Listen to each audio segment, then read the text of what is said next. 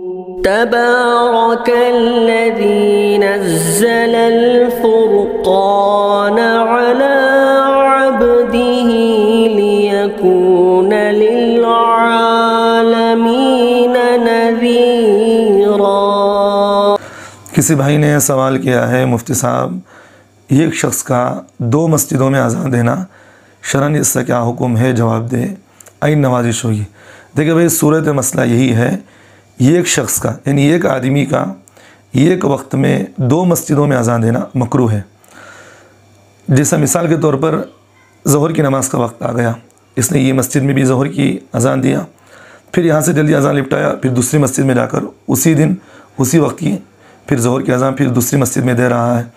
تو اس طرح ایک آدمی کا ایک وقت میں 2 مسجدوں میں اذان دینا یہ مکروہ ہے۔ کیوں مکروہ ہے؟